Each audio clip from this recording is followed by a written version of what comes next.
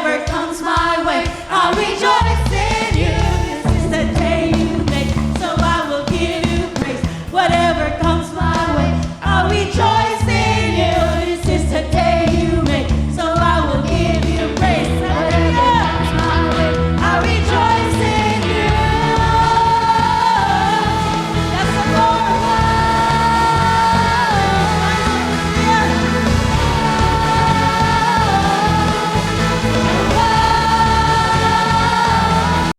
So my heart will sing, Lord,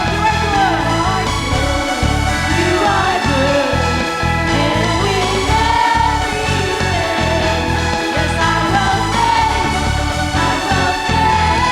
so my heart will sing, Lord, you are good, yes, Lord, you are good, and with everything, I will praise,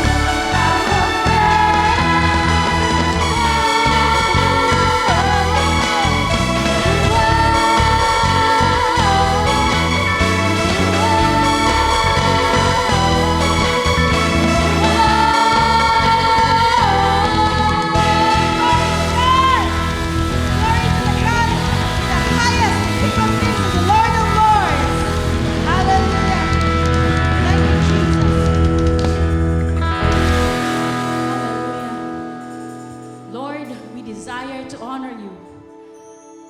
We desire to exalt you. And therefore today, Lord, we just give you our heart. We give you our soul. This soul that is hungry for more of you. This soul that wants your fullness.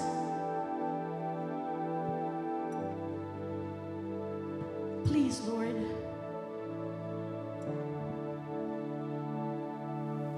fill this heart. Fill the hearts of your people.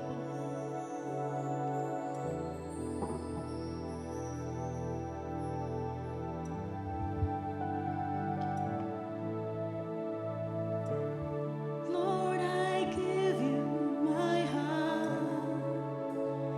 Give you my soul. I live for you alone. Every breath that I take, yes, Lord, every moment I'm awake. Lord, have your way in me. Lord, I give you my heart.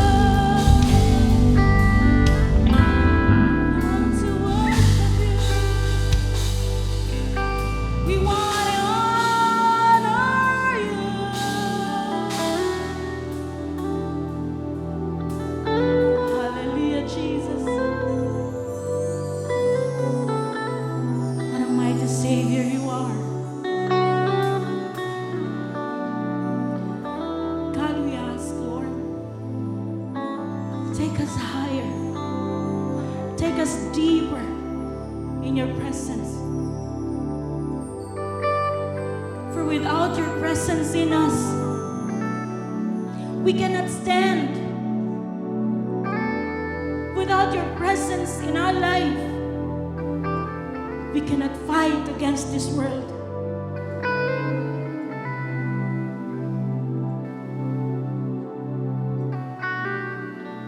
We just want to worship.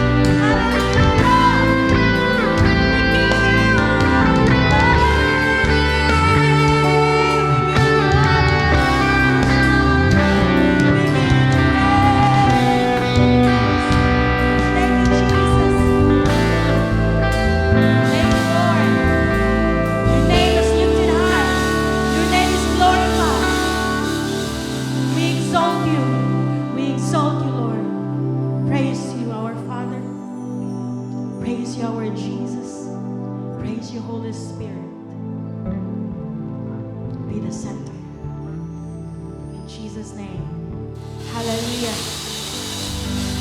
Let's welcome everybody po. I-shake hands po natin and tell him God bless you today. Masaya ako na narito ka at masaya din po ang Panginoon. Hallelujah.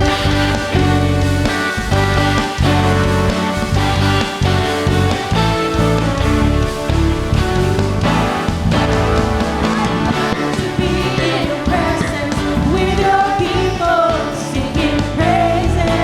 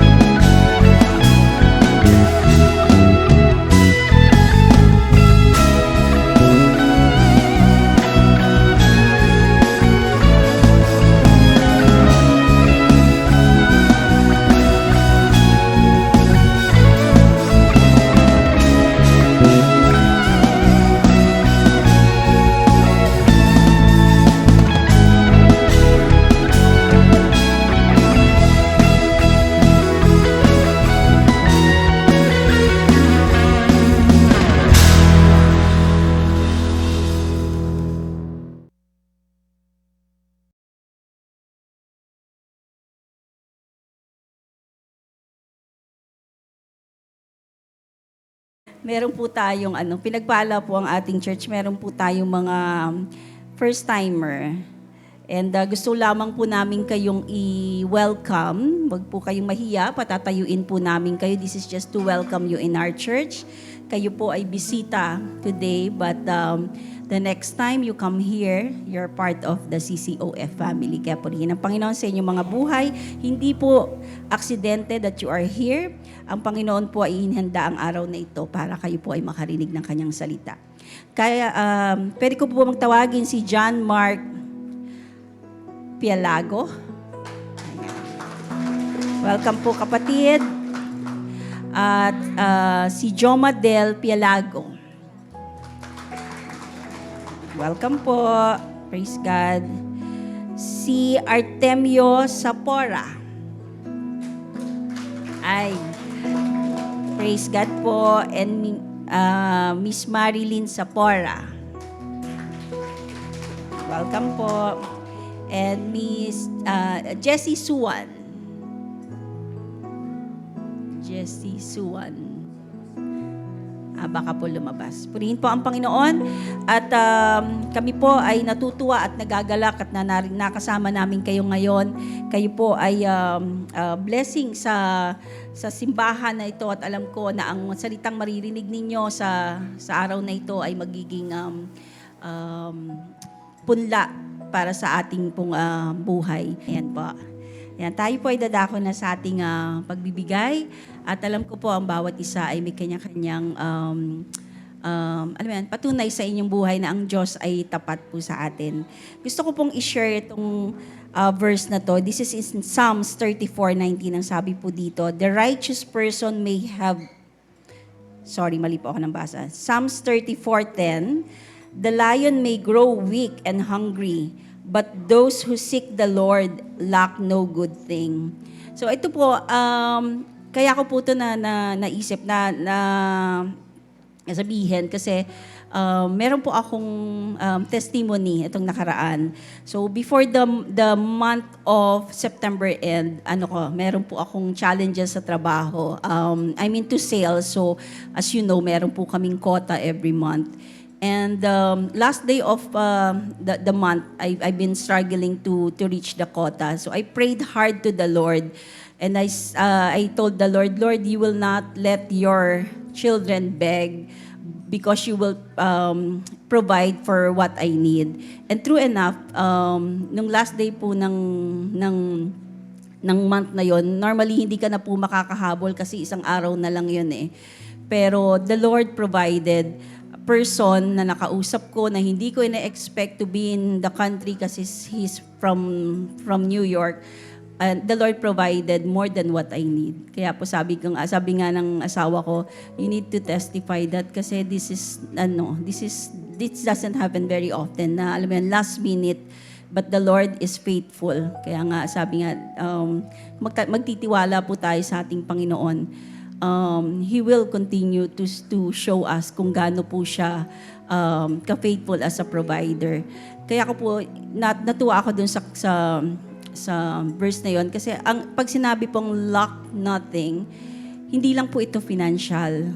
Especially para sa mga nanay, ang mga panalangin po natin, laging kalusugan, laging pag-iingat sa mga anak natin, peace sa bahay, relational blessing. Yan po yung mga prayers natin, mga nanay, as alam ko, yan din po yung nakaka-relate po kayo.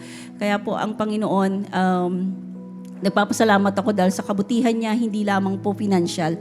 And sabi ko nga sa sarili ko, over the years of following yung salita ng Panginoon, to be faithful in giving, you cannot help it but tell everyone na to be faithful also in giving kasi napatunayan ko po ang kabutihan ng Panginoon eh.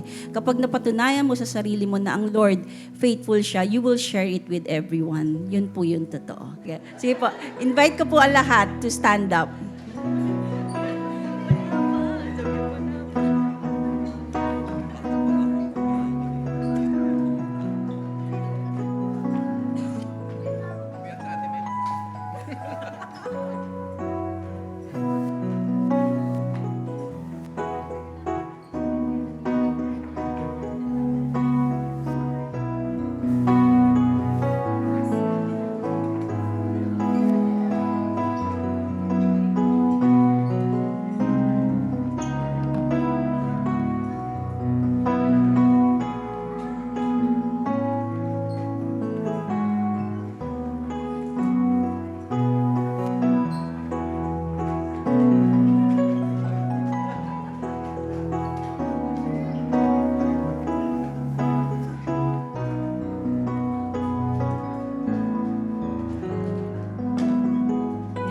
Purihin po ang ating Panginoon, and let us now extend our hands to pray for our tithes and offering.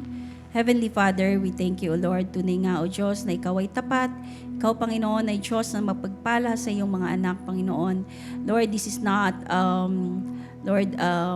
isang beses lang, Panginoon, but you continuously show us, Lord, your faithfulness, Lord. And I know that it's a test of faith, Lord, that we give back to you, Lord, what is due to you, Lord, because you will continue to let the blessing, all the types of blessing, Lord, flow in our lives. Pagpalain mo ang kamay ng bawat isa, Panginoon, na nagkaloob sa iyo. At tunay nga, dalangin ko, Panginoon, na patunayan mo, Lord, ang iyong kapangyarihan, ang iyong pangako, Panginoon, ay maging buhay, Panginoon, sa buhay ng bawat isa. We thank you, Father, and we honor you with this offering. In Jesus' name, amen.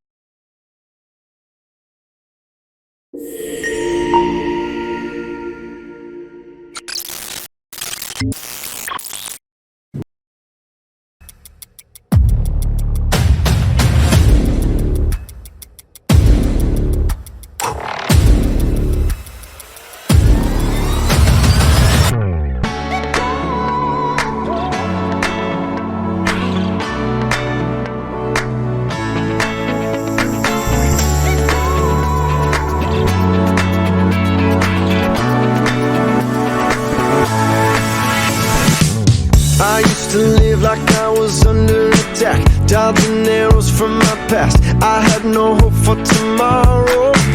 Felt so much pressure, yes, I thought I would crack. But now there's no looking back. I'm moving forward, cause I know I got my armor now. No fear, no doubt, can't shoot me down yet. I got my armor now. No fear, no doubt, gonna shoot me down, down, down, down, down, down, now.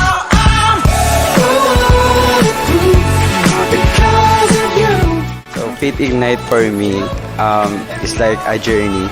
Kasi po, sobrang welcoming po nila nung dumating po ako dito. Maraming moments na nakasama ko na po yung mga taga Faith Ignite. And for me, sobrang gandang journey na maranasan or ma-experience na makasama ko sila.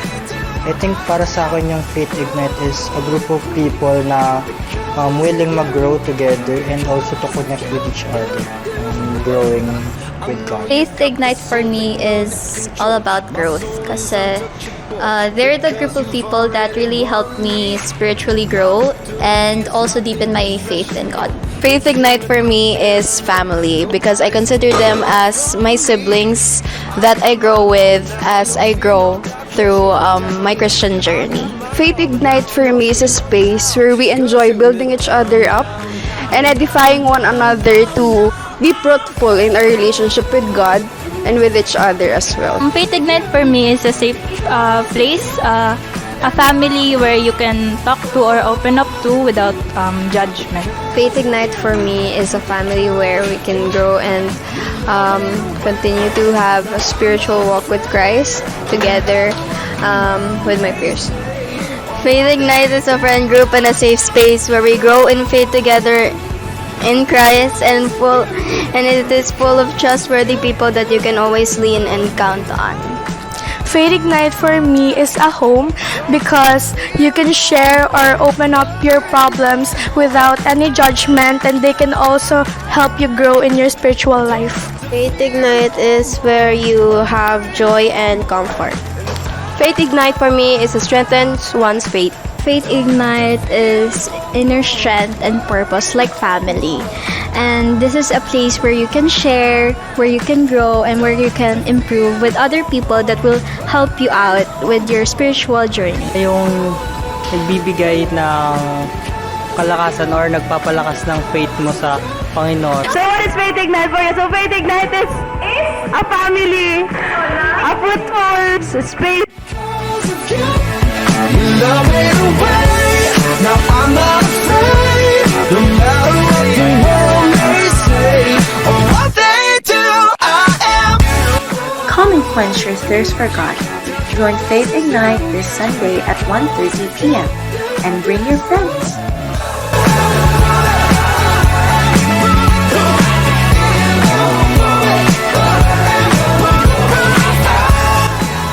Come join us at Faith Ignite. See you! Bye-bye!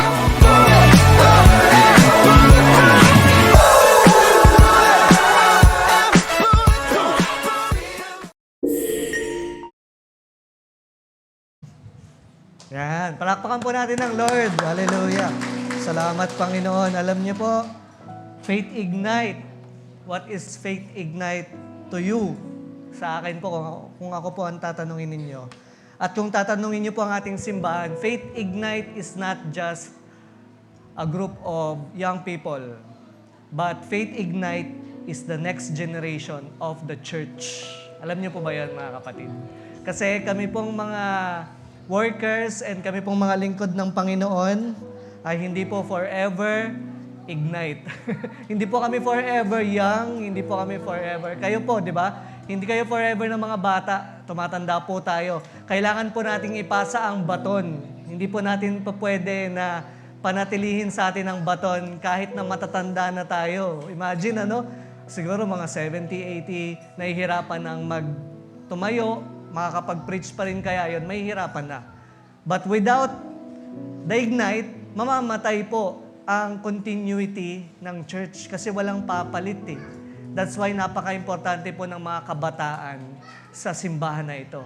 And I highly encourage and invite everyone, every 1:30 in the afternoon, every Sunday po, ay attend po tayo ng Faith Ignite. Napakaganda po ng mga nangyayari doon, yung mga lesson na pinag-aaralan po nila, mga kapatid, ay very timely, lalo na sa mga generation ngayon. Iba't ibang generation yung pinagdadaanan nila, like mga Gen Z, Gen Alpha, lahat yan ay pinag-aaralan nila kung paano ba ang isang tunay na kabataan bilang isang Kristiyano na maglilingkod sa Panginoon at papalit ang susunod na magiging mga leaders and pastors ng ating simbahan. Amen? So Sunday, 1:30 in the afternoon, every Sunday po yan, after po ng ating faith group. Amen? So before we go to our message, ay itaas po muna natin sa Panginoon ang ating pag-uusapan. Dear Heavenly Father, we thank you, Panginoon, sa pagkakataon na ito, na patuloy kami na magpapalalim ng aming pananampalataya at pagtitiwala sa iyo sa pamamagitan po ng inyong salita. Salamat, Panginoon, at dinala mo po sa amin ang inyong Biblia. Salamat po, Panginoon, at gumagamit po kayo ng mga tao upang maghatid ng iyong salita na siyang makakapagdulot po ng ikalalago ng aming buhay Kristiyano. Panginoon, bigyan niyo nga po ng bukas na puso at isipan ang mga kapatid ko po na ito na makikinig, hindi lamang po dito sa church, kundi sa online na mga manonood. Panginoon, I pray that in the name of Jesus, ay tumagos po sa kanilang mga puso katulad ng mas matalas pa sa double-edged sword, Panginoon, ang iyong salita at magkaroon po ng totoong pagbabago ito sa aming mga buhay. Ikaw lamang po ang itataas namin sa aming kalagitnaan, Panginoon. Papurihan ka at sambahin ka sa pangalan ni Jesus. Amen. Sige pa, palakpakan po natin ang Lord. Hallelujah. So, ngayon pong umaga, mga kapatid, is our third week na ng ating series na Equip. So, equip po, mga kapatid, quickly lang. Di ba, pag sinabi nating equip, tayo po, sabi sa Bible, we are created by God and we are created for God. That's why the purpose of our life here on earth is not just to live and die, but we are here to do good works. We are prepared, we are being equipped by the Lord to do good works sa ating mga buhay. Kaya ang purpose ng buhay mo ay para gumawa ng mabuti sa kapwa at gumawa ng mga bagay na kalugod-lugod sa Panginoon. And without the Lord equipping us, ay imposible po yung mangyari. Katulad po ng mga ng mga pinag-usapan natin previously sa first week natin, di ba? We are being empowered or we are being equipped by Jesus Christ Himself. Sa Kanya nanggagaling yung kapangyarihan natin para kumilos at gumalaw ng may kabutihan. And last week lang po napag-usapan natin ang Biblia na kung saan ito po ang gagamitin ng Panginoon bilang guide natin, bilang training manual natin on how we will practically go through our lives at At patuloy po tayo na lumago sa ating pananampalataya sa Panginoon. Kaya itutuloy po natin itong series na ito ngayon po. Last week nga po ang ating Ang ating pong title ay sinabi po nating Thy Word, which means the Word of God. At ang pinanggagalingan po ng ating key scripture ay sa 2 Timothy chapter 3 verse 16 to 17. Sabi po sa Bible, all scripture or all the word of God, the Bible, all the spoken word of God is God-breathed and is useful for teaching, rebuking, correcting, and training in righteousness, so that the servant of God may be thoroughly equipped for every good work.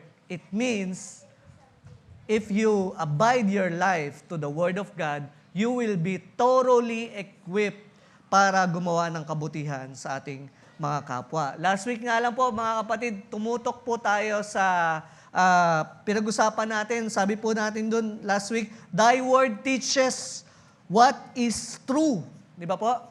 Pinag-usapan natin na ang salita ng Lord ay tinuturuan tayo sa mga bagay na totoo. Kasi merong mga sounds right or parang tama sa pandinig natin or sa pananaw natin, pero hindi pala. Ang katotohanan talaga na makukuhanan po natin ay ang salita ng Diyos. Sabi po yan sa Bible 2 Timothy 3:16, yung first part po ng key scripture natin, that all scripture is God-breathed. Ibig sabihin, galing yan mismo sa hininga ng Panginoon. The Holy Spirit inspired yung mga writer, yung mga author ng kada books na nandito sa Bible. It means, ito po ay galing sa Diyos talaga. That's why ito po ay totoo at maaasahan at hindi ka ililigaw sa mga pananaw sa buhay. The Bible does not mislead, expire, or deceive anyone. Hindi po tayo lolokohin ng Bible. Hindi rin tayo ililigaw at hinding-hindi mawawala ng bisa sa generation, kada generation ng buhay po natin. Kaya ngayon, kung pinag-uusapan natin yung Bible, tapos na naman ito di ba? Nangyari na ito noon. Lahat, lalo na yung mga nasa Old Testament. Thousands of years ago na po nangyari yon. Pero, mga kapatid, hindi pala thousands of years. Hundreds of years pa lang po. Nung mga nakalipas na po magmula Old Testament. Pero, still applicable pa rin sila sa ating buhay ngayon, di ba po? Nakakatawa, na kapag nagbasa tayo ng mga lumang sulatin na, it is still highly applicable sa panahon natin ngayon. Kasi po ang salita ng Panginoon, it never expires. It always leads to life, peace, and righteousness. Ito po yung gusto nating makuha sa buhay, di ba? Magkaroon tayo ng buhay na walang hanggan, magkaroon tayo ng kapayapaan habang nabubuhay sa mundo, at magkaroon tayo ng right living o yung holiness na nagmumula sa Panginoon. Lahat ng yun po ang kasangkapan na gagamitin ng Lord ay ang Bible. Katulad nga po last week, di ba, sabi din natin that the Spirit without the Word is weaponless. And the Word without the Spirit is powerless. Ibig sabihin, pag nagbasa ka ng Bible at hindi mo hiniling ang gabay ng banal na Espiritu, walang magre-rema sa'yo. Hindi mo yan maiintindihan. Pero kapag ginabayan ka ng banal na Espiritu, kahit isang verse lang yung basahin mo, sobrang buhay na buhay sa'yo. Sobrang nai-apply mo siya sa pamumuhay mo. Amen? So, ganun po ang Bible. Amen po ba? Amen. So, ngayon naman po, pangalawa, pag-uusapan naman po natin that the Word of God or Thy Word will correct us what is wrong. What's wrong? What's wrong? Tanungin mo nga sa sarili mo, what's wrong in my life? So, sa tingin niyo po ba merong kahit isa na may mali sa buhay natin? I think yes. Sometimes in my life po, nung mga nakalipas, there are wrongdoings in my life. There are wrong perspectives na iniisip ko noon. Pero magmula nung nabasa ko ang Biblia, ay nagsimula ko ng malaman, yun pala ang totoo. Yun pala ang dapat na gawin ko sa buhay, hindi pala ito. Siguro noon, pananaw mo, para maligtas ka, kailangan mong maging masipag, kailangan mong umattend sa church ng kompleto, kailangan mong magbigay sa tithes and offering, kailangan mong tumulong sa mahirap, at kapag lahat ng yun ay ginawa mo, makakapasok ka na sa langit. Noon, mga kapatid, ganun po ang pananaw ng tao. By works, nakukuha ang salvation.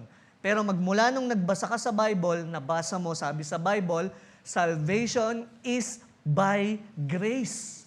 Through your faith in Jesus Christ alone. Ibig sabihin, you don't need to work out for your salvation. You just need to receive it by faith. Libreng-libre. So, naiko-correct po yung mga pananaw natin, mga kapatid, sa mga bagay-bagay dito sa mundo. So, God's Word corrects what is wrong. Sabi po sa ating key scripture uli kanina, all scripture is God-breathed and useful for teaching, rebuking, correcting, and training in righteousness. Teaching, mga kapatid, ito pong ibig sabihin pag sinabi nating teaching, tinuturuan ka sa mga bagay na dapat mong gawin. Rebuking, ang original na meaning po ng rebuke is to return you to original. So minsan tayo, mga tao, di ba, meron tayong sinful nature, meron tayong mga sinasabi mo, tao lang ako nagkakamali. Yung mga ganon, sinful nature po yon. At ang ginagawa po ng Bible, it revert us back to our original. Ano po ba yung original na pagkakalikha sa atin ng Lord? We are created in the image and likeness of God. Ibinabalik po tayo ng Panginoon sa original na tayo, which is yung righteous people, holy people. Correcting. Ang pagko-correct, mga kapatid, masakit po makorek, tama po ba? Pero essential, kailangan mo yun. Ang pagko-correct ng Bible sa atin, it means when you do something wrong, ine-expose niyan kung ano yung mga maling ginawa natin. And then, hindi doon titigil ang Bible. After tayong i-correct ng salita ng Lord, ay tinuturuan tayo, ito ang dapat mong gawin. Hindi tayo iniiwan ng Panginoon na hanging sa mga maling ginawa natin, pero merong pagtuturo at pagtutuwid sa mga maling ginagawa natin noon. And training in righteousness. Ibig sabihin, yung pamumuhay natin, hindi lang tayo basta nai-inform sa Bible, pero natututo tayo na ito dapat yung mga gagawin natin as we walk our lives day to day. Kung ano yung dapat mong gawin ngayon, kung ano yung dapat na decision mo gawin bukas, kung ano yung dapat mong iniisip, kung ano yung mga dapat mong inoohan, ano yung mga dapat mong hinihindian. Hindi lang basta tayo ini-inform ng Bible, but tinuturuan tayo na actual mong gawin yan, practical mong gawin itong mga bagay na ito na nasusulat sa Bible. Amen? Sabi din dun sa sa translation sa NLT, all scripture is inspired by God and is useful to teach us what is true, to make us realize what is wrong in our lives, and it correct us when we are wrong and teaches us how to do what is right. Napakaganda po, no? Ang Bible po, hindi lang po yan parang pat in the back na parang ganito. Ang Bible po, hindi lang yan parang ganito sasabihin sa'yo. Sige, nagkamali ka. Hindi po, alam niyo po, ang Bible ganito. Tayo ka, Kuya Jergen, kunyari. Ang Bible po ganito, huwag ka dyan dumaan. Dito ka dumaan. It holds us in our shoulder and pushes us what we should do. Hindi lang yan basta na, okay lang yun, tama lang yun. Hindi, pero inililiko tayo ng Panginoon sa mga maling gawain at idinidirect niya tayo sa mga dapat nating gawin sa buhay. Ganyan po ang Bible, mga kapatid. Hindi lang po ito basta babasahin na walang epekto sa buhay. Katulad nga nung nakwento ko sa inyo, di ba, yung true to life story ni Lee Strobel, na kung saan dati siyang hindi naniniwala. Atheist siya, hindi siya naniniwala sa salita ng Lord. At dahil gusto niyang pulaan ang salita ng Lord, ang ginawa niya, sige nga, kumuha siya ng Bible, binasa niya cover to cover. At nung ginawa niya yon, nagbago ang buhay niya, naging believer siya ng ating Panginoong Hesus. Why? Because this Word of God has power to change your life. Para tong compass. Alam niyo po yung compass. Ang compass po, madalas ginagamit yan sa mga naglalaot, yung mga pumupunta sa dagat. Kasi pagka nandun ka na sa gitna ng karagatan, hindi mo na alam kung nasaan ka na. Lalo na kung wala ng mga land na malapit. So ano na lang yung aasahan mo? Alam ko yung bahay namin papuntang east. So kahit wala ka nakikita sa paligid mo, hahanapin mo yung way papuntang east at doon ka pupunta. At kapag sinundan mo yon, makakarating ka ng tama sa hinahanap mo. Kinokorek ka ng Bible through the right path na dapat nating pinagdadaanan. And ito pa isang paborito ko mga kapatid sa Bible. Ang Bible po, hindi po yan takot sa atin. The Bible is not afraid to confront us in the wrongdoings of our lives. It is not afraid to confront us what we try to hide. Marami tayong mga gustong itago sa mga ginagawa natin, yung mga kasalanan natin na ayaw nating ma-expose sa mga tao kasi nahihiya tayo. Kasi alam nating mali yun. Pero ang Bible, mga kapatid, it will expose it to you. Hindi yan matatakot na sabihin na ma-skip mo yung verse na yun kasi masasaktan ka pag nabasa mo yun kasi ginagawa mo hindi. Ililid ka ng banal na spirito, basahin mo yan. Kasi yan ang current na nangyayari sa'yo, kailangan mong itama ang sarili mo sa bagay na yan. It exposes our pride, it exposes our bitterness, our compromises, yung mga problema sa mga buhay natin, ine-expose po yan ng salita ng Lord. And ito pang isa, the Bible will never negotiate with sin. Yung parang makikipag-agree siya na sa kasalanan na, o sige, papayagan kita basta ganitong mangyari. Hindi po ganun ang Bible. The Bible will never negotiate with sin, pero ang ginagawa ng Bible, it will expose yung mga kasalanan na yon. At hindi lang doon matatapos yun, katulad nung sabi ko sa inyo kanina, hindi kayo iiwan ng Lord na hanging. But the Bible will expose the sin and then it will offer solution sa mga kasalanan na ginagawa mo. Kaya ang sarap mga kapatid, pag sinabi ng Bible na huwag kang magsisinungaling o kaya maging masunurin ka sa magulang mo.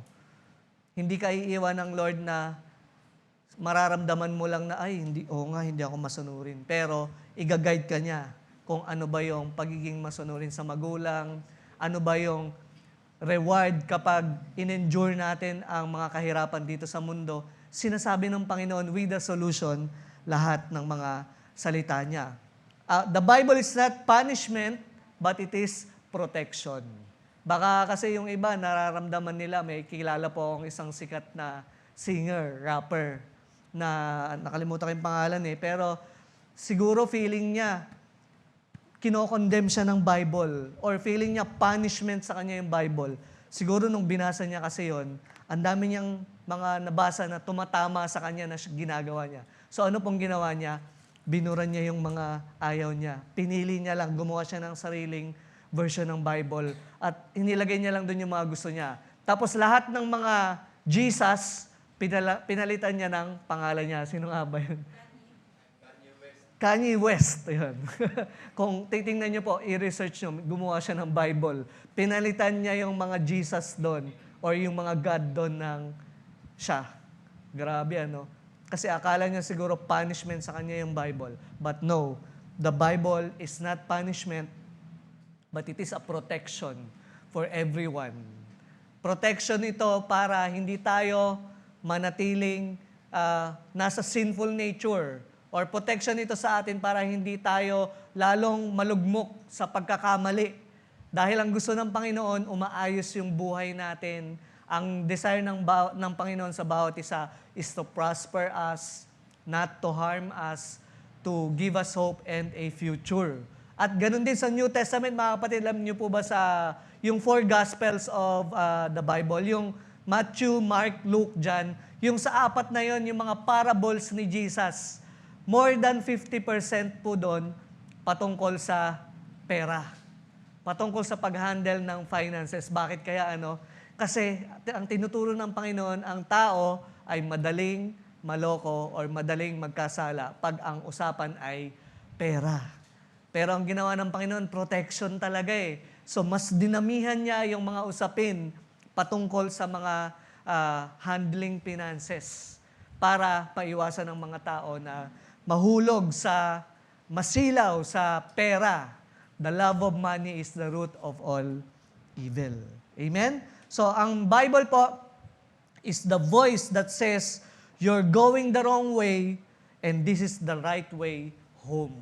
Ganyan po ang Bible. Hindi lang yan basta i-condemn ka na mali ang ginagawa mo, pero i-direct ka niyan, ito ang dapat mong ginagawa.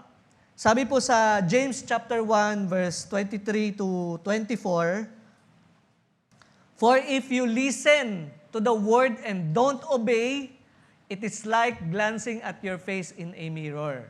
You see yourself, walk away, and forget what you look like." Sino po sa inyo merong dalang salamin ngayon?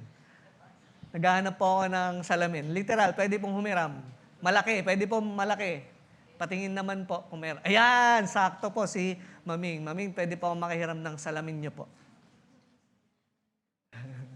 Napakaganda po kasi mga kapatid na ginamit ng Bible yung mga literal na bagay para i-explain sa atin kung ano ang Biblia sa buhay natin. Para pong salamin daw ang Bible. Sabi dyan sa James na ang salita ng Lord, kapag nakikinig ka sa salita ng Lord, katulad ng ginagawa niyo sa akin ngayon, pero hindi mo naman yon susundin, para ka daw tumitingin sa salamin. Na nakita mo yung sarili mo, tapos umalis ka na lang at nakalimutan mo, ano nga ba yung tsura ko? Alam niyo po, ano po ba ang significance ng salamin sa buhay natin? Bigyan ko po kayo ng example. Kunyari, ako na lang. Kunyari yung salamin na yan, mga kapatid. Kapag ganito ko kalayo sa salamin, tapos nakikita ko yung reflection ko sa salamin, alam niyo po ba, sasabihin ko sa sarili ko, ang gwapo ko ah. Parang perfect ko. Parang okay yung lahat sa akin. Ang kinis ng mukha ko, ang ganda ng damit ko, maayos yung complexity ng skin ko. Flawless. Ganun. Pero, the more I get closer to the mirror, kalahati na ako ng mirror, parang okay pa rin. Hindi na katulad nung una na okay. Hanggang sa lumapit ako ng lumapit, hanggang sa makita ko yung sarili ko, nang ganito kalapit sa salamin. Ay, ang dami ko palang Sorry, hindi pala ako flawless. Kasi meron pala akong mga tigyawat sa mukha, oily yung mukha ko. Nakalimutan ko magpagupit kahapon. At hindi ako nakapag-ahit kanina. Ang dami kong nakitang mga negative. Pero kung ganun ako kalayo, mula doon hanggang dito, parang feeling ko okay naman. Ganyan po ang Bible sa buhay nyo. The more you get further away from the Word of God, the more you will think na, okay naman ang buhay ko ah. Wala namang problema sa buhay ko. Bakit sinasabi nila may problema ako sa ganito. Hindi naman, feeling ko wala naman akong problema. Pero the more you get closer to the Word of God, ano po yung sinasabing closer doon? Yung tututukan mo talaga yung Bible, babasahin mo talaga, magbibigay ka ng seriousness sa salita ng Lord. The more na makikita mo, yun pala yung problema ko. Kailangan kong magpagupit. Yun pala yung problema ko. Kailangan ko na mag-ahit mamaya pag uwi. Yun pala yung problema ko sa damit ko. Kailangan ko palang ayusin na. Ang dami mong nakikita sa sarili mo na pagkakamali. At sabi ko nga kanina, ang Bible, hindi ka niya nahahayaan na mali ka lang. Pero tuturuan ka niyan, ano ba ang dapat mong gawin para ma-correct mo yung iyong mga pagkakamali. Ganyan po ang Biblia. The more you get closer to the Word of God, the more it will expose the wrong things in your life. At wag po kayong ma-hurt, mga kapatid, please. Pag na-rebuke po kayo ng Bible, pag na-correct po kayo ng Bible, na-expose yung mga pagkakamali niyo, wag kayong ma-hurt. Kasi mahal na mahal kayo ng Panginoon. Ang taong totoong nagmamahal sa kapwa, sinasabi niya yung totoo ng pagkakamali, di ba? Sa mga magkakaibigan, di ba? Pag sinabi niya na kunyari yung isang kaibigan mo, na heartbroken. Yung kaibigan mo na yun, kaya siya na heartbroken, kasi bumalik na yung tao na yun sa totoo niyang asawa. Heartbroken siya kasi iniwalayan siya, bumalik na sa totoong asawa. Tama o mali? Mali. Mali po na nagkaroon sila ng relationship. Di ba? Kasi may asawa yun eh. Ikaw wala. Tapos siya yung partner mo. Ngayon, sabi nung best friend mo, okay lang yan, niya mo. Makakakita ka rin. Tapos, itry mo siyang i-reach out. Try mo siya na na lapitan, kausapin, baka maayos nyo pa. Tingin nyo, tama o mali? Mali. Tinolerate niya. Minsan kasi ang tao, alam niyo po, yung ganong klase na kaibigan, hindi po yung totoong best friend. Hindi po yung totoong nagmamahal. Ang totoong nagmamahal ay sasabihin mo, huwag mo na kasing anuhin yan, kasi may asawa yan eh. Alam mo naman na mali yun eh. Yun ang totoong kaibigan. Jesus Christ is our true friend. Jesus Christ loves us so much na hindi niya ito-tolerate yung pagkakamali natin para pagbigyan lang tayo sa mga gusto nating mangyari. The Word of God will never tolerate us, but the Word of God will truthfully correct us, rebuke us, and teach us what to do sa ating mga pagkakamali. Amen po? Salamat po, Maming, sa inyo pong salamin. Yan po ay pinagpalang salamin ng Lord. Amen. Tuwing titingin po kayo dyan, maaalala niyo po yung Bible. Amen. Yan. So, the closer we look at the Bible, the more serious we read and apply the Bible in our life, the more we get to know kung ano yung mga dapat nating ayusin. Because the Word of God intensifies. Pinalalaki niya, di ba parang salamin, pinalalaki ng Word of God yung katotohanan sa ating mga buhay. Kaya ang salita ng Diyos, mga kapatid, it is a diagnostic mirror. Meron kasing mga vanity mirror na na design lang sa bahay. Sino may mga ganun salamin sa inyo? Design lang. Yung wala lang, nandyan lang salamin. Hindi po ganun ang salita ng Lord. Ang salita ng Lord is a diagnostic mirror na kung saan pag ginamit mo yung salamin na yon, malalaman mo yung kailangan mong ayusin. It doesn't reflect who we wish we were, but it reveals who we truly are. Meron kasing tumitingin sa salamin, sabihin sa akin, maganda ba ako? Sasabihin ng salamin sa'yo, oo. May ganun po ba? Ano bang palabas yun? Snow White? Sa Snow White, di ba? Minsan, pag nananalamin tayo, gusto lang natin i-prove sa sarili natin na okay tayo eh. Hindi po ganun ang Bible. Ang Bible po, pag nananalamin tayo, it will never show us what we want to be. Hindi yung gusto mo. But the Bible will show us who we truly are, ano yung mga pagkakamali natin, at aayusin natin yung mga bagay na yon. The Word of God is meant to lead us to repentance, pagtalikod sa pagkakamali, renewal, pagbabago sa ating buhay, and restoration, pagbabalik ng dati nating self na kung saan in the image and likeness of the Lord. Amen? The Bible is like a GPS. Sino po sa inyo dito ang gumagamit sa sasakyan niya ng CarPlay, ano ba tawag sa ganun? Navigation, Waze, Google Maps. Sino pong mga driver dito? Gumagamit po, taas po ng kamay. Yan. So, yung iba sa inyo, gumagamit niyan. Alam niyo po, ang Bible po, the Bible is like those application, Waze, Google Maps, na pag nag-set ka ng direction, ilalagay mo yung starting point at yung destination mo, magbibigay yan ng direction sa'yo. Tapos, ikaw, habang nagdadrive ka, kasi feeling mo, magaling kang driver.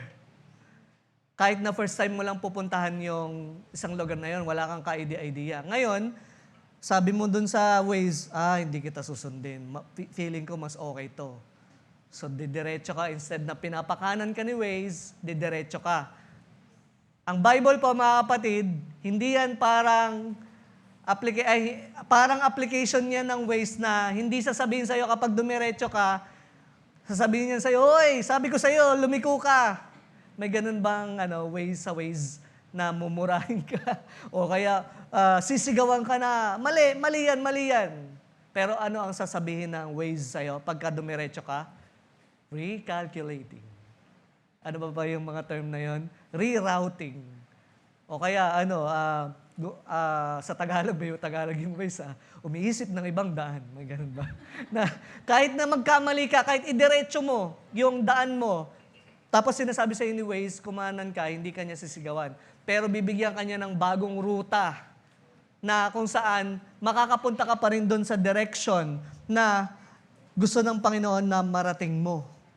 Grace po yun ng Panginoon sa salita ng Lord. Alam niyo po ba? That's grace. Kasi kung walang grace ang Panginoon, ay baka pinagalitan na lang tayong pinagalitan, kinondem na lang tayo ng kinondem ng Panginoon sa mga maling ginagawa natin. Pero hindi. Pag nagkamali tayo sa buhay, ang ginagawa ng Panginoon, nagbibigay siya ng way para makabalik ka pa rin doon. Hindi ka niya hinahayaang mawala. Once na naset mo na yung direction sa endpoint mo, hindi na mawawala yun. Kahit magkamali ka na magkamali. That's the grace of the Lord na ibinibigay niya sa atin. It doesn't condemn. The Scripture doesn't shame. It will not shame you. But it will redirect you, it will correct you in your path pag nagkakamali po tayo. Kaya lang, if you ignore it long enough, kapag inignore mo ng inignore, di ba sa mga driver, kapag inignore mo ng inignore, anong mangyayari? Lalayo ka lang ng lalayo doon sa pupuntahan mong tama. Lalayo ka ng lalayo lang. Ganun lang po yun mga kapatid kasimple. Ang salita ng Lord, kapag patuloy po natin yan na iniiwasan, pagpatuloy po tayo na hindi nakikinig sa mga nabasa natin at sinasabi mo, ayoko, hindi. Mas gusto ko yung paraan ko, ayokong gawin tong nasa Bible. Pagpatuloy at patuloy nating ginagawa yon, lalayo at lalayo lang yung buhay natin sa nararapat na buhay, which is living in holiness, which is being equipped to do good works. Lalayo ka nang lalayo dun. But, it will, mapapalayo ka lang, pero hindi naman nananatili, hindi naman mawawala ang pagbibigay ng direction ng Panginoon. Amen? Because the Word of God will always know the way back. Parang yung GPS, kahit lumayo ka ng lumayo, it will always give you direction going doon sa pupuntahan mo. God's Word will never stop giving direction, but it will always know the way back. Kaya lang, mapupuntahan mo lang yung destination mo na yon kapag ikaw ay nakinig. If you will only listen. Without listening to the Word of God, hindi ka lang din makakapunta sa papupuntahan mo. Correction is uncomfortable. Tama po, no? Hindi po masarap sa kalooban ng nako-correct eh. Sino na pong nakaranas na sa inyo ng correction? Di ba minsan masakit sa loob eh, na parang may pride ka, may ego ka na, hindi, ako yung tama, hindi naman mali yung ginagawa ko. Pero, ang correction mga kapatid, lalo na sa Word of God, it is very essential. Napakahalaga po nun mga kapatid. Hindi naman po question dito that God will confront us sa mga pagkakamali natin because it will always confront us sa mga pagkakamali natin. But the question is, will you listen? Are you willing to listen to the Word of God? Will you receive rebuke as love of the Lord, or ang mararamdaman mo lang doon, rejection? Dahil narinig mo ang nilikha ng Lord, lalaki at babae lang. Feeling mo rejected ka ng Lord. No, the Lord loves you. Hindi po rejection ang ibinibigay ng Lord sa bawat isa. But the Lord will rebuke you with love. Will you allow cleansing from the Word of God, or ide-deny mo lang ba yon sa sarili mo? Sabi po sa isang quote, the true follower of His Word don't just highlight verses, they let verses highlight them. Alam niyo po yon, minsan nangyari na sa akin ito eh. Pag nagbabasa po ako ng Bible, highlight ako ng highlight noon. Uy, ganda na ito, highlight lang ako ng highlight noon. Yung mga verses na yon, wala namang rema sa buhay ko, wala namang feeling ko, wala namang kinalaman sa buhay ko. Basta hinighlight ko lang sila kasi maganda sila sa pandinig ko eh. Parang ang galing, parang ang ganda nung nabasa ko na yon. Ganun po yung sinasabi dito na yung Bible is, ang totoong follower ng Panginoon is not just highlighting verses, but you allow yourself to be highlighted sa Word of God. Yung pag binasa mo, uy, ako to Naranasan nyo na ba yan na nagbasa kayo ng Bible, feeling mo ikaw yung pinapatungkulan ng Bible. That's highlighting your life from the verse na binabasa po natin. Amen? So, una pong point yon that God will ano nga yun? God's word will correct us from what is wrong in our lives. Now, pangatlo po sa pag-uusapan natin since last week, the word of God will train us for every good work. Sabi po dito sa verse 17 ng key scripture natin, so that the servant of God may be thoroughly equipped for every good work. Pag sinabi po natin thoroughly, magmula ulo hanggang paa, talagang buong linis, buong pagpe-prepare ang ibinibigay ng Panginoon sa atin. Kaya ang Bible po is not just the simple word helpful. Hindi lang po ganun kababaw ang salita ng Lord. But the Bible is complete. Complete from A to zinc. Complete po yan. Kompleto po yan sa buhay ng bawat isa. Nandyan na ang lahat ng pangangailangan mo. Bibigyan ko lang po kayo ng example. Pwede po ba akong tumawag ng 1, 2, 3, 4, 5, 6? 6 na volunteer ngayon na merong dalang physical Bible. Yan ha. 6 na volunteer na malakas ang loob na babasahin ang salita ng Lord sa pagtinawag ko po siya. Pagka sinabi kong turn niya na, 6. Pwede pong sino pong gusto mag-volunteer. 6 person na merong dalang Bible na babasahin niya yung word na yon sa Bible niya mismo. 6 po. Tita Nieves. Yan, sige. Number 1. Sino pa po? Amen. Ma-challenge po tayo. Masarap magbasa ng Bible. Sino pa po? Ayan, so si Ate Rose, si Tita Lynn, 3. 3 na lang. 3 na lang, mga kapatid. Sino pa? Oh, si Tita Mean. Okay, si kapatid. Oh, isa na lang. Last one. Last one. Last one. Isa na lang. Physical Bible. Babasahin niyo lang po. Huwag po kayong mag-alala. Si Tita Jess. Oh.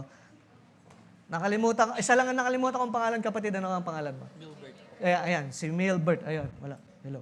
Teka lang. Iyan natin to. Yan, si Milbert, yon si Tita Mean, si Milbert, si Tita Lynn, si Ate Rose, si Tita Nieves, si Tita Jess. Okay? So, bibigyan ko po kayo ng assignment. Pwede po dito kayo sa gitna. Dito po. Yan. Bibigyan ko po kayo ng assignment ng babasahin yung Word of God. So, magsisimula tayo from left to right. So, Tita Mean, ang iyo pong babasahin ay patungkol sa pagre-resist sa temptation. Na-tempt ka na ba, tita? Naranasan mo na ba na i-tempt ka ni Satan into something wrong? Parang mali, tinetempt ka ni Satan, to gawin mo to, mali to. Nagawa mo na po, nangyari na yun sa'yo, tita. Meron na po. So, ito ang sinasabi ng Bible, every time na mararanasan mo yun. Buksan mo po sa 1 Corinthians chapter 10, verse 13. So, para mabilis po kay Milbert, 1 Peter chapter 4. Kay Tita Lynn, 1 Corinthians 10:13, pakisabayan din po ako sana. Tapos 1 Peter chapter 4. Tapos Tita Lynn, sa'yo ay Psalms 34 verse 18. Okay? Kay Ate Rose ay Luke chapter 12 verse 15. Kay Tita Nieves, 1 Peter chapter 4 verse 10. At kay Tita Jess, Ephesians chapter 5 and chapter 6. Yung mga chapters lang po, halimbawa kay Tita Jess, kahit yung mga ano na lang po, yung mga highlights, yung mga title ng mga nangyari doon, kahit di nyo na po basahin ng buo. Sa'yo rin, yung 1 Peter chapter 4, basahin mo lang yung mamaya yung mga ganito, yung mga ganyan. Lahat. Okay, so simula po tayo kay Tita Mean, nakita nyo na po ba? Naka-on na po yan. So, pag nakakaranas tayo mga kapatid ng temptation, which is lahat tayo po, I think lahat tayo nakakaranas ng pagtetempt ng kaaway para gumawa ng mali. Ito po ang sinasabi ng Biblia pagdating sa ganong usapin. Sige po, tita. Ito po, 1 Corinthians 10:3. 10:13 po. No temptation has seized you except what is common to man. And God is faithful. He will not let you be tempted beyond what you can bear. But when you are tempted, He will also provide a way out so that you can stand up under it. Amen. Di ba, tita, kapag ka tinitempt ka pala ng kaaway, sinasabi ng Bible is, walang temptation na hindi mo kayang pagtagumpayan. At faithful ang Lord, He will not let you be tempted beyond what you can bear. Kaya ibig sabihin, lahat ng temptation, tita, kakayanin mo. Di ba? Yan ang encouragement ng Bible sa bawat isa. And lagi tayong bibigyan ng Panginoon ng way out sa lahat ng temptation na naranasan natin. Amen po ba doon? Amen. Salamat sa Lord. Pangalawa pong, lagi nating nararanasan. Sino po ditong nakaranas na ng suffering sa buhay? Kahirapan, problema, mabibigat na mga pagsubok sa buhay. Yan. Sa Tita Mayan, pwede ka na po maupo. Salamat po sa iyo. Yan. Sabi po, pag ikaw ay nakakaranas ng suffering, ito yung mga encouragement ng Bible sa iyo. Sige, Nilbert, anong sabi sa Bible patungkol doon? So 1 Peter chapter 4, it highlights the changed lives, good managers of God's gift, and suffering as a Christian. Yun. Meron pa ba sa kabila? Wala na. So yun. So sa chapter 4, pag binasa po natin yung kabuuan ng chapter 4, mga kapatid, ay tinuturuan tayo niyan that suffering, pag in-endure natin ang suffering, we will receive reward from heaven. Salamat, Milbert. Yan. Alam niyo po, mga kapatid, totoo po ang sinasabi ng Lord. Kapag tayo ay nakakaranas ng suffering, just endure it by the help of God at makakaranas ka ng reward sa langit. Now, sino po ditong nakaranas na may kakilala na broken-hearted? Yan, katulad ng example ko kanina. Naranasan niyo na po ba yun? Na meron kayong someone nakakilala broken-hearted. Paano mo ba sila i-comfort? Ano po ang sabi sa Bible? Sa Psalms chapter 34, verse 18. Sige po, Tita Lynn. Psalms 34 verse 18, ito po yung ipatungkol sa pagpuri sa kabutihan ng Diyos. Ang sabi doon sa verse 18, tumutulong siya sa nasisiphayo, ang walang pag-asa ay hindi binibigo. Amen, di ba? Ang sarap po na sasabihin mo sa someone na broken-hearted, thank you, Tita Lynn, sasabihin mo na, alam mo, ang Panginoon close sa'yo. Kasi sabi sa Bible, He is close to the broken-hearted. And nililigtas siya yung mga crushed, yung mga espiritu nila, yung mga bagsak, yung mga espiritu nila, nililigtas sila ng Panginoon. Di ba po, napakagandang encouragement. Now, sino po dito ang may problema or namumroblema sa pag-handle ng pera? Siguro lahat din tayo, ano? Pera, possession in life, yung mga pag-aari natin, nagkakaroon tayo ng mga problema. Ano po ang encouragement ng Word of God sa atin? Ate Rose, sa Luke 12 verse 15. Luke 12 verse 15, He went on to say them all, watch out and guard yourselves from every kind of greed, because your true life is not made up of all the things you own, no matter how rich you may be. Grabe, no? Ito kasunod pa to, no? So nakita niyo po, mga kapatid, ano? So thank you, Ate Rose.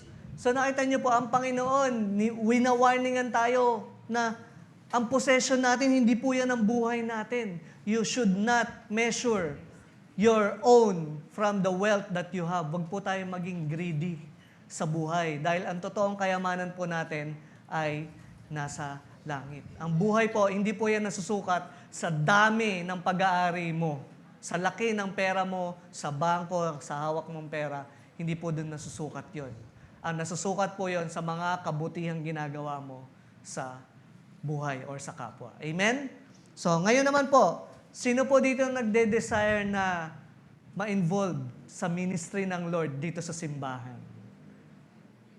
Amen. Di ba lahat tayo, siguro, nahihiya lang kayo, pero sa isip nyo, parang hindi na ako kontento sa buhay ko ngayon na church attendee lang ako. Parang gusto kong maglingkod sa Lord dito sa CCOF. Ano po ang sinasabi ng Bible patungkol dito? 1 Peter chapter 4 verse 10, Tita Nieves. Bilang mabubuting katiwala ng iba't ibang kaloob ng lahat ng kakayahan, tinanggap ng bawat isa sa inyo. Yan, each of you, sa English po, yun. Thank you, Tita Nieves. Sabi po ng salita ng Lord na lahat po tayo, lahat ng mga mananampalataya, hindi to mga leaders lang, hindi mga workers lang. Pero lahat ng mananampalataya, kung ikaw ay merong relationship sa Lord, you will receive a gift from the Lord. Ano tong gift na to? Yung something na ginagawa mo na magkukos sa tao na yun para mapalapit sa Lord. Hindi yung para sa sarili mong gain. Pero yung gift na yun, yung ginagawa mo, halimbawa, nagluto ka, tapos dahil sa pagpapakain mo nung niluto mo na yun, naligtas, na-convince yung tao na yun na pumunta sa Panginoon. Ganun po ang nature ng gift. At ang lahat tayo ay pinagkatiwalaan ng gift for what? To serve others. Hindi para sa sarili, hindi para sa sumikat tayo, pero para maglingkod sa ating kapwa-tao. Amen?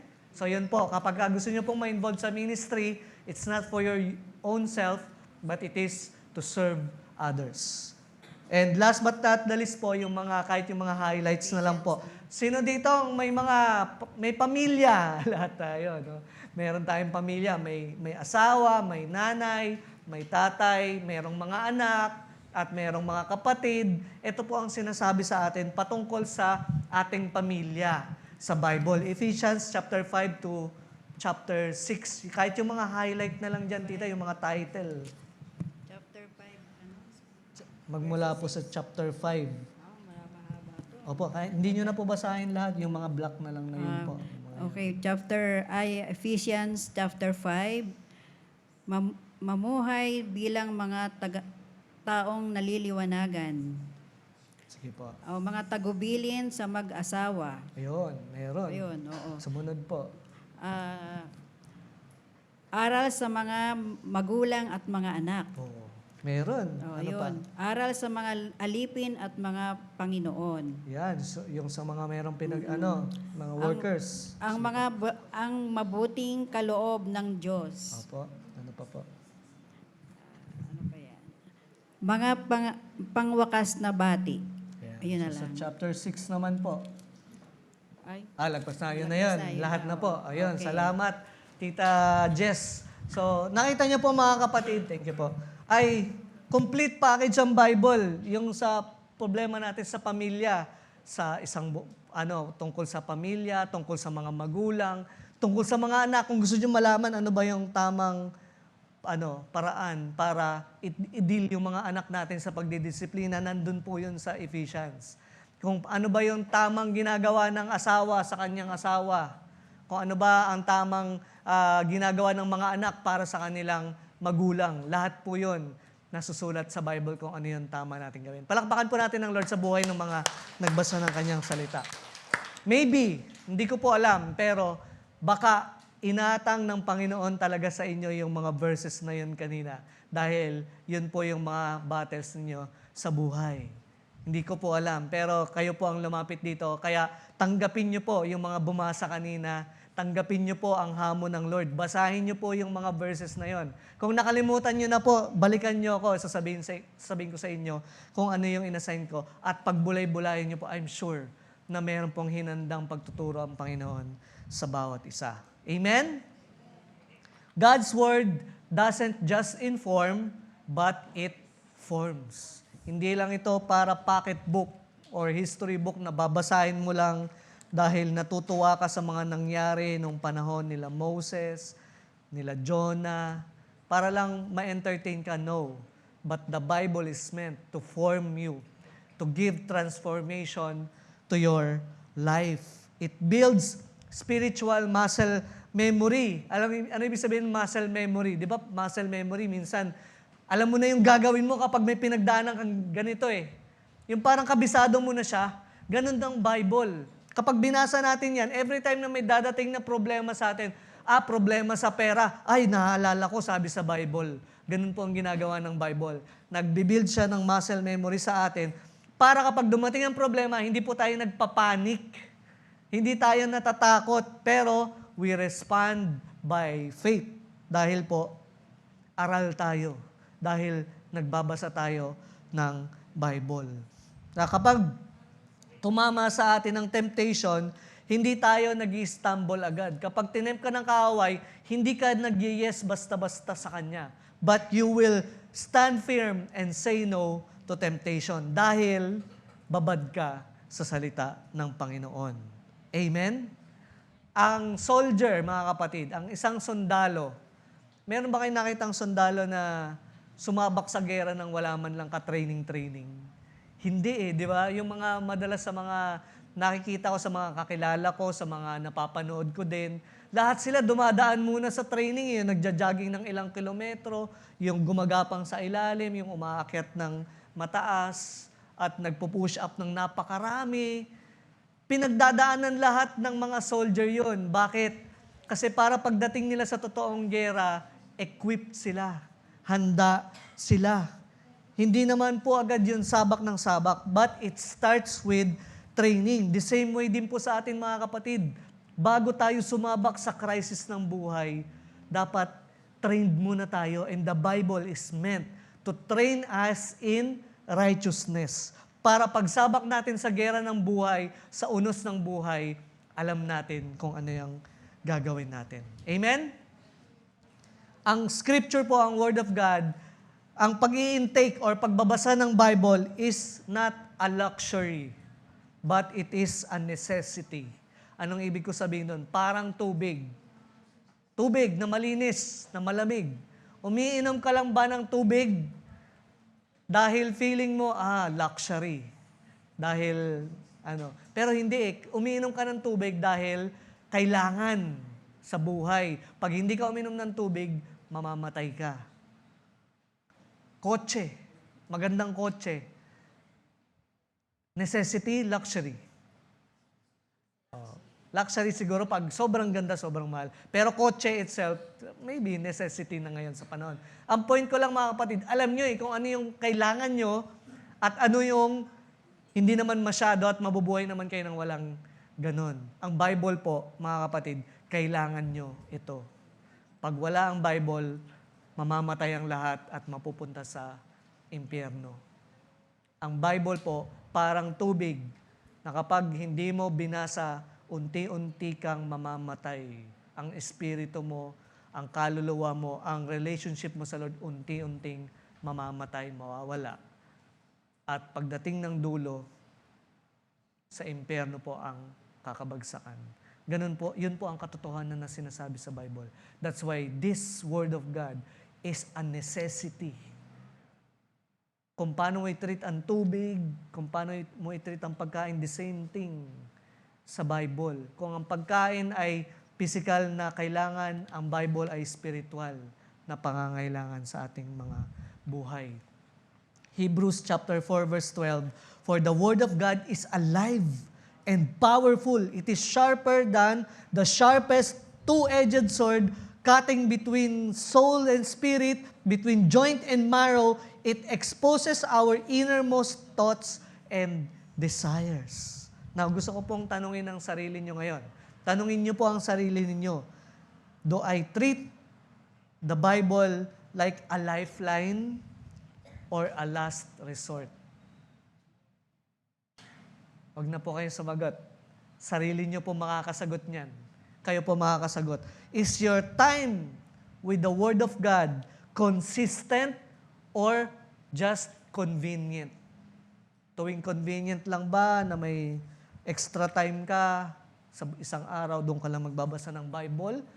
Or you consistently set a time in your day na magbabasa ako ng Bible?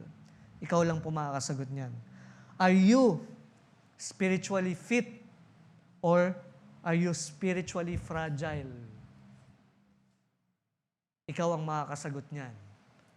And you need the Word of God. Being prepared is crucial sa outcome ng buhay mo sa mga struggles mo. Either victory or defeat, mga kapatid.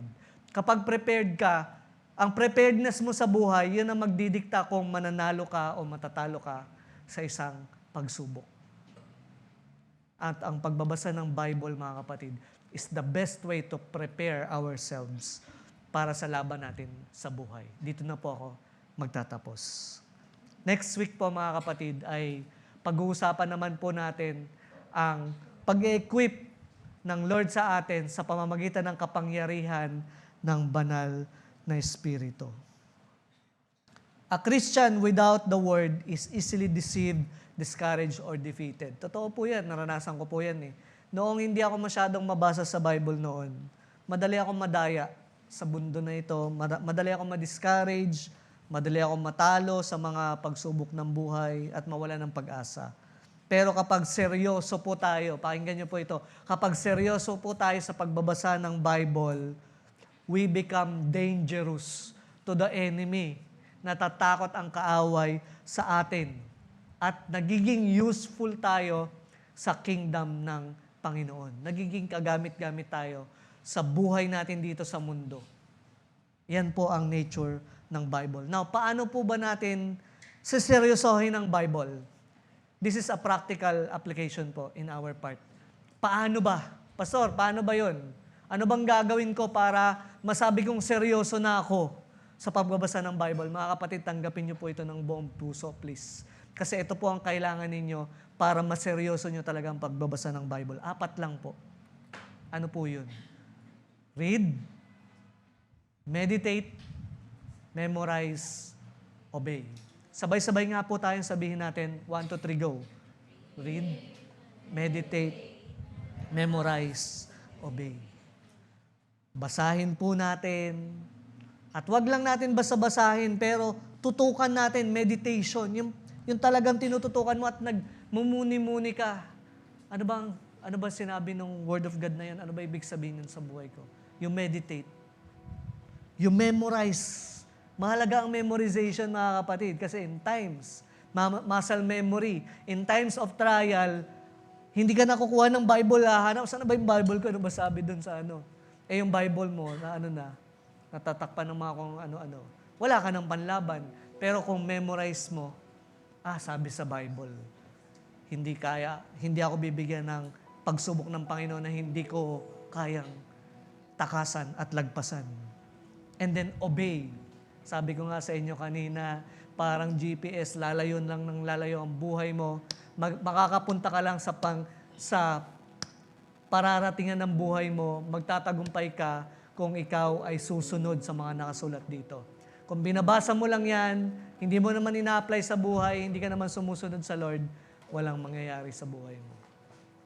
Pero obedience is the key para masabi mong buhay ang Biblia sa buhay mo. Hindi lang po ito tool among many, parang ganun sinasabi natin. Ang Bible ay isa sa mga kagamitan para sa tagumpay ng buhay. Hindi po, mga kapatid, hindi po siya isa lang sa mga kagamitan. No. But this is the primary, the one and only tool para maging matagumpay po tayo sa buhay. Yan po ang salita ng Panginoon sa atin. At sinasabi ng banal na Espiritu sa bawat isa, this Bible is the sword of the Spirit, His weapon. This Bible is the lamp unto our feet para sa mga daily na challenges natin and a light into our path sa mga mangyayari sa atin sa future. Huwag niyo pong hayaan yung mga Bible niyo, mga kapatid, ay mapuno lang ng dumi. Naka-display lang doon. At para masabi lang na meron akong Bible sa bahay. Pero, gasgas. Naalala ko yung isa, sino ba yung nagsabi sa akin nun? Merong nagsabi sa akin nung nakaraan lang. Yung tungkol sa istorya ng isang worker ng church na naglagay ng Bible, ng spoon sa loob ng Bible. Pumunta siya doon, dumalaw siya sa loob ng bahay, tapos nakita niya yung kutsara. Tapos kinuha niya yung kutsara, hindi alam ng may-ari, pinasok niya doon sa Bible, tinago niya gano'n. Ngayon, lumipas ang panahon, ilang taon, hindi makita ng may-ari, nasan ba yung kutsara ko? Hindi ko makita-kita, gustong-gusto, paborito ko pa naman yung kutsara na yun. Alam niyo kung bakit di niya makita? Kasi hindi siya nagbubukas ng Bible. Kung binuksan niya lang yung Bible niya na yun, nakita niya na agad sana yung kutsara. Siyempre, ano rin naman. Siyempre, ang kailangan gawin din ng worker na yun is turuan niya, hindi yung parang dadalhin niya lang sa pagkakamali yung tao na yan. Dapat turuan niya na, i-follow through niya na, yung kutsara nandun sa Bible. Kaya ako ginawa yon kasi para ma-realize mo na kung binuksan mo lang yung Bible mo, mawawala yon. So, accountability. Ngayon, ikaw naman, bilang the one accountable, dapat buksan mo ang Bible mo para matagpuan mo ang mga hinahanap mo sa buhay. Amen? At para matagpuan po natin ang mga hinahanap natin sa buhay, number 1, read, obey. So tayo po tayong lahat mga kapatid at i-declare po natin ang salita ng Lord na kung saan ay ilaw ng ating mga paa at tanglaw ng ating daraanan. O baliktad ba ako? Tanglaw sa ating paa o ilaw? So it's the same thing. Hallelujah. Awitan po natin ang Panginoon bago po tayo manalangin. And let's declare the Word of God. Hallelujah. Thy Word.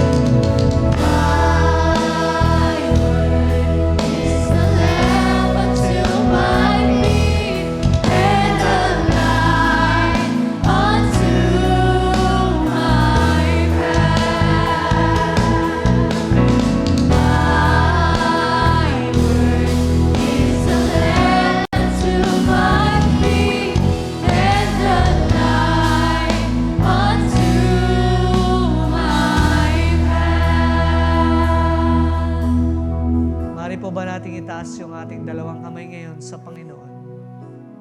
Hallelujah. O Amang Diyos na nasa langit, salamat po sa iyong salita. Salamat po at meron po kaming primary tool sa aming buhay. The one that corrects, the one that teach, the one that rebukes, and the one that train us in right living, in doing good work, Panginoon, sa mundo na ito. Lord, patuloy niyo nga po kaming bigyan ng desire, ng excitement, ng consistency sa pagbabasa po ng iyong salita Bigyan niyo po kami, Panginoon, ng oras. Alam niyo po, Panginoon, na napaka-busy po naming tao. Pero pagkalooban niyo po kami, Panginoon, ng pagkakataon, ng oras sa isang araw, Lord, na magkakaroon po kami ng time sa pagbabasa ng iyong salita. Dahil naniniwala at nagtitiwala po kami na ang iyong salita, Panginoon, magtuturo sa amin sa tamang landas na dapat naming tahakin, Panginoon. Lord, gabayan niyo nga po ang bawat isa, mga kapatiran ko na ito, as they read your word. I pray that the Holy Spirit will lead them and guide them, na magkakaroon po ng rema ang bawat verses na babasahin po nila, Panginoon. And as we speak your word, Lord, mamaya sa aming faith group, patuloy po kayo na magbigay ng katalinuhan sa bawat isa, Panginoon, upang mas madetalye pa po namin ang salita mo, Panginoon. Manguna po kayo sa bawat isa sa amin, Panginoon. Pagpalain niyo po ang bawat isa sa amin, Lord. Even yung pagsasalu-saluhan po naming lunch this afternoon, Panginoon, pagpalain niyo po ito at naway magdulot ng kaligayahan sa puso ng bawat isa, Panginoon. And may we enjoy the fellowship, Panginoon, sa aming faith group mamaya pagkatapos po ng church, Lord. At ikaw po ang may taas at mapapurihan sa lahat ng pagkakataon sa aming mga buhay. Thank you, Lord, sa pangalan ni Jesus. Amen and